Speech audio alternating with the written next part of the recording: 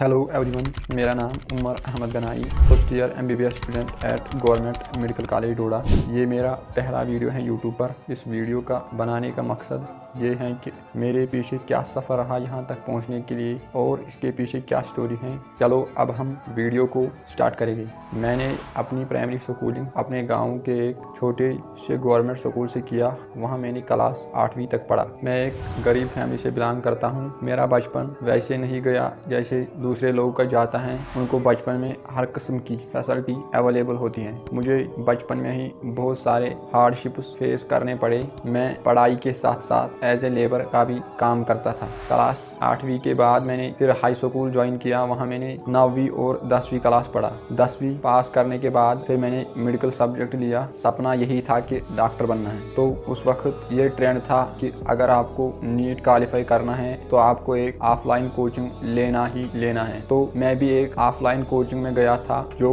मेरे घर से यही 7 किलोमीटर दूर था। उस समय मेरे पास पैसे नहीं थे तो मुझे फिर वो ऑफलाइन कोचिंग छोड़ना पड़ा। फिर मैं जब वहाँ से घर वापस पहुँचा तो ऐसा लग रहा था कि जो मेरे डॉक्टर बनने का सपना है वो अब पूरा नहीं हो जाएगा। फिर मैंने अपने भाई के यूट्यूब से एक वीडियो देखा। उस पर एक यूपी का लड़का अलग सर के साथ बात कर रहा था। जो उसके फैमिली बैकग्राउंड था और जो मेरा फैमिली बैकग्राउंड था वो बिल्कुल सेम था। तो उसने भी नीट को निकाला ऑनलाइन पढ़ाई करके। तो फिर मैं एक मंथ के लिए काम पर गया और फिर मैंने 6000 का एक एंड्रॉयड फ़ोन लिया और फिर मैंने पढ़ाई स्टार्ट की। तो मैंने पूरा 11th YouTube plus self study से किया और 11th में मैंने पेंटिंग का काम भी स्टार्ट करना शुरू किया। यानी मुझे टाइम मिलता था पढ़ने के लिए शाम के 7 बजे से लेकर 12 बजे तक और सुबह के 4 से या 5 बजे से लेकर 8 बजे तक, क्योंकि 9 बजे से लेकर 6 बजे तक मैं काम पर होता था। और 12th में भी यही सफ़र रहा। फिर नीट के लिए मैंने यकीन 2.0 बैच ज्वाइन किया क्योंकि उसका प्राइस 4200 है। पहले उतने पैसे मेरे पास नहीं थे। फिर जब दिवाली का ऑफर आया उस समय उसका प्राइस कम हुआ, फिर हुआ 3600। फिर मैंने उस बैच को लिया। तो फिर उसी बैच के साथ मैंने कंटिन्यू किया, चलता गया और फाइनली मैंने जब नीट का एग्ज़ाम दिया, मेरा एग्ज़ाम सेंटर घर से यही 7 किलोमीटर दूर था। तो मैं 2 बजे तक वहाँ एग्ज़ाम सेंटर पहुँच गया और फिर मेरा एग्ज़ाम स्टार्ट हुआ। तो अब मैं एग्ज़ाम सेंटर से 5 बजे वापस निकला। तो मैं बहुत खुश था क्योंकि पेपर अच्छा गया था। और फिर जब मैं घर आया तो घर वालों को बोला कि इतने मार्क्स बन रहे हैं, तो घर वाले भी बहुत खुश हुए। फिर जब OMR मैंने अपना चेक किया तो उतने ही मार्क्स बन रहे थे। और जब रिजल्ट आया नीट का उस समय मैं काम पर था अपने घर से, मैं यही 30 किलोमीटर दूर था। हम रात भर वही बैठते थे। तो अराउंड 10 बजे मुझे अपने भाई का कॉल आया। उसने बोला कि रिजल्ट आउट हो गया है, आप अपना रोल नंबर दो। तो फिर मैंने उसको अपना रोल नंबर दिया। तो उसने फिर चेक किया तो जितने पॉइंट पहले बन रहे थे तो उतने पॉइंट ही